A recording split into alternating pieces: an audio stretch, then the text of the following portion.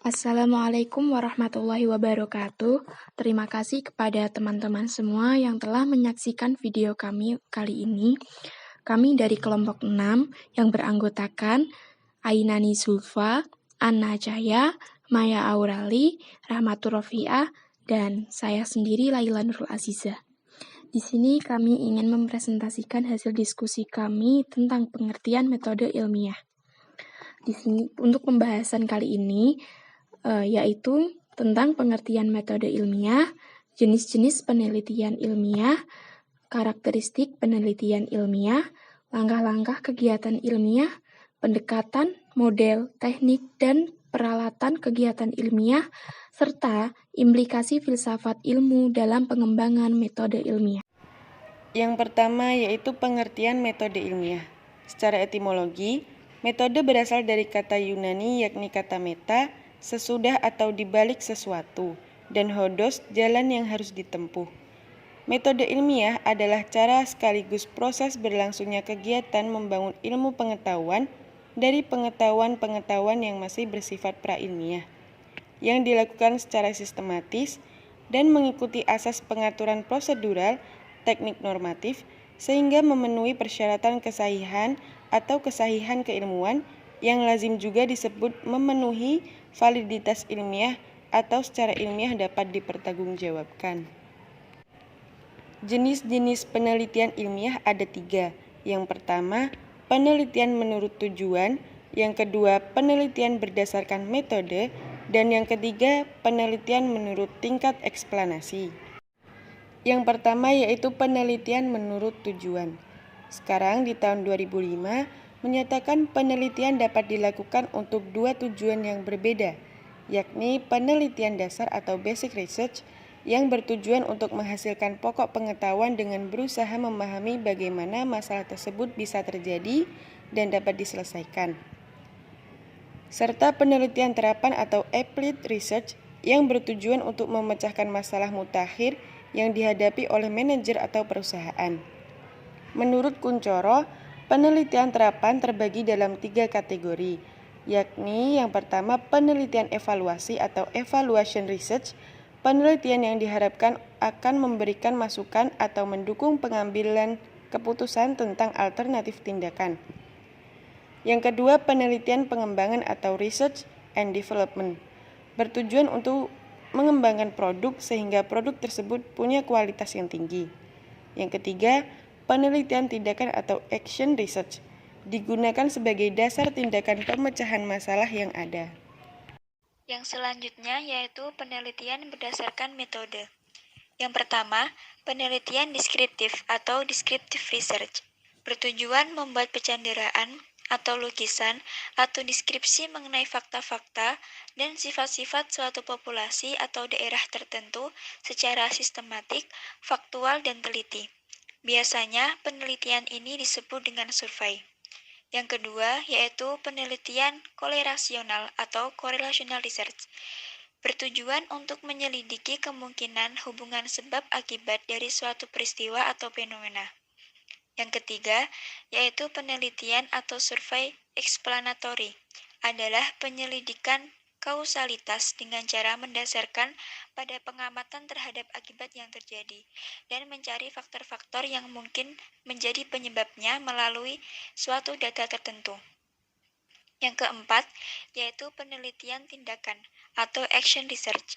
Tindakannya bertujuan untuk menerapkan ide-ide, penemuan, ataupun keterampilan baru dalam rangka memecahkan masalah dalam suatu lapangan kerja atau dunia aktual lainnya.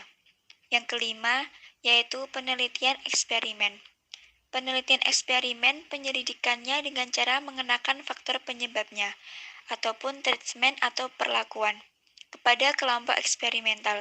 Kemudian dikaji akibatnya yang terjadi untuk meyakinkan bahwa yang terjadi itu benar-benar sebagai akibat dari perlakuan. Biasanya dibandingkan dengan kelompok kontrol yang tidak dikenai perlakuan. Nomor 6 yaitu penelitian sejarah atau historical research, bertujuan untuk membuat rekonstruksi masa lampau secara sistematis dan objektif, yang dilakukan dengan cara mengumpulkan, mengevaluasi, mensintesis, memverifikasi bukti-bukti untuk menegakkan fakta-fakta, dan memperoleh kesimpulan yang kuat. Sering pula penelitian ini dilandasi hipotesi. Yang nomor 7, yaitu penelitian ex post facto. Penelitian yang dilakukan untuk meneliti peristiwa yang telah terjadi dan kemudian menuntut ke belakang untuk mengetahui faktor-faktor yang dapat menimbulkan kejadian tersebut. Dan yang terakhir yaitu studi kasus atau penelitian kasus atau case study. Bertujuan mempelajari secara mendalam mengenai keadaan kehidupan sekarang dengan latar belakangnya dalam interaksi dengan lingkungannya dari suatu unit sosial seperti individu, kelembagaan, komunitas, ataupun masyarakat. Penelitian menurut tingkat eksplanasi. Yang pertama, penelitian deskriptif. Dapat dibedakan antara survei deskriptif dan survei perkembangan. Biasanya, penelitian deskriptif dilakukan untuk mengetahui variabel tunggal atau mandiri tanpa menghubungkan dengan variabel lain. Biasanya, penelitian ini tidak memakai hipotesis. Yang kedua, yaitu penelitian komparatif, yakni penelitian bersifat membandingkan. Yang ketiga, penelitian asosiatif, yakni penelitian yang menghubungkan dua variabel atau lebih. Misalnya, peneliti ingin melihat pengaruh faktor pelatihan dan motivasi kerja terhadap prestasi kerja karyawan.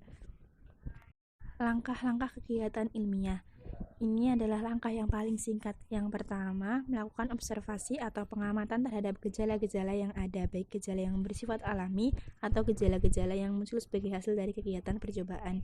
Kedua, membuat rumusan hipotesis atau pangkal duga yang melukiskan gejala-gejala tersebut serta sesuai dengan tubuh pengetahuan yang sudah ada sebelumnya. Yang terakhir, mengadakan uji hipotesis apakah hipotesis tersebut mampu membuat gambaran yang memadai, jelas dan benar sesuai kenyataan, serta mampu meramalkan gejala-gejala baru yang akan timbul dari observasi terhadap pengalaman kehidupan sehari-hari yang dijalaninya atau terhadap percobaan-percobaan yang dilakukannya. Materi selanjutnya yaitu karakteristik penelitian ilmiah. Yang pertama, tujuan jelas. Penelitian haruslah fokus dan mempunyai sasaran atau tujuan yang jelas, misalnya bagaimana meningkatkan produktivitas kerja karyawan. Yang kedua, ketepatan. Maksudnya, ketepatan mengandung arti hati-hati, cermat, dan teliti. Untuk itu, desain dan metode penelitian yang tepat akan mengarah pada hasil dan kesimpulan yang tepat. Yang ketiga, dapat diuji. Penelitian ilmiah menguji secara logis hipotesis yang disusun untuk melihat apakah data mendukung hipotesis atau tidak. Pengujian biasanya dilakukan menggunakan alat statistik seperti regresi, korelasi, dan sebagainya. Yang keempat, dapat ditiru. Hasil penelitian dapat diulangi atau ditiru di tempat lain. Yang kelima, ketelitian dan keyakinan. Ketelitian mengacu pada kedekatan temuan dengan realitas berdasarkan sampel. Keyakinan mengacu pada probabilitas ketepatan estimasi kita. Yang keenam, objektivitas. Kesimpulan yang terakhir dari interpretasi hasil analisis data haruslah objektif, yaitu harus berdasarkan fakta-fakta dari temuan yang berasal dari data aktual dan bukan nilai-nilai subjektif atau emosional kita. Yang ketujuh, dapat digeneralisasi. Untuk generalisasi yang lebih luas, desain samping penelitian harus disusun secara logis dan sejumlah rincian lain dalam metode pengumpulan data perlu diikuti secara hemat. Yang terakhir, hemat. Kesederhanaan dalam menjelaskan fenomena dan menghasilkan solusi. Poin selanjutnya yaitu mengenai pendekatan, model, teknik, dan peralatan kegiatan ilmiah. Pendekatan merupakan ukuran atau kriteria yang dipergunakan dalam memilih masalah atau pertanyaan-pertanyaan untuk dipertimbangkan dalam memilih data yang perlu diadakan. Pendekatan dapat dilakukan berdasarkan sudut pandang dari berbagai cabang ilmu, misalnya ilmu ekonomi, politik, sosiologi, dan psikologi. Adapun pelaksanaan penelitian dapat dibagi dalam 4 fase kegiatan, yaitu fase persiapan, fase pengumpulan data, fase pengolahan data, dan penulisan laporan penelitian. Selanjutnya adalah model. Model ini merupakan sesuatu citra atau gambaran abstrak yang diperlakukan terhadap sekelompok gejala yang menunjukkan adanya hubungan antara faktor-faktor atau unsur yang ada di dalamnya. Kemudian teknik. Teknik adalah sesuatu cara operasional teknis yang seringkali bercorak rutin, mekanis, atau spesialistis untuk memperoleh, mengumpulkan, maupun mengolah data dalam penelitian. Menyangkut cara dan alat yang diperlukan untuk mencapai tujuan penelitian tersebut. Dan mengenai alat penelitian, misalnya mikroskop, teleskop, alat pemanas, alat pendingin, tabung reaksi, lembar pertanyaan dan jawaban kuesioner, serta tape recorder, dan alat yang dapat membantu perhitungan serta pengolahan data dapat berupa komputer. Kemudian poin yang terakhir yaitu implikasi filsafat ilmu dalam pengembangan metode ilmiah. Yang pertama, filsafat ilmu memberikan pedoman bagi seseorang untuk membedakan antara segala persoalan yang ilmiah maupun yang tidak, sehingga ditemukan jalan keluar atas suatu permasalahan. Yang kedua, dapat memberikan kajian yang logis dari setiap ilmu yang ditekuni, serta dapat memberikan orientasi dan nilai yang jelas bagi setiap disiplin ilmu. Yang ketiga, melalui filsafat ilmu didapat petunjuk dengan metode yang reflektif serta penelitian dan penalaran agar seseorang dapat menyeimbangkan antara logika, pengalaman, rasio, dan agama dalam mencapai kehidupan yang sejahtera. Dan yang terakhir, filsafat ilmu memberikan asas terhadap metode keilmuan, karena metode ilmiah yang dikembangkan harus dapat dipertanggungjawabkan secara logis dan rasional, supaya dapat dipergunakan secara umum. Baik teman-teman, itu tadi penjelasan mengenai pendekatan metode ilmiah dari kelompok 6. Sekian dari kami, kurang lebihnya mohon maaf. Terima kasih telah menyaksikan video kami, semoga bermanfaat untuk kita semua. Wassalamualaikum warahmatullahi wabarakatuh.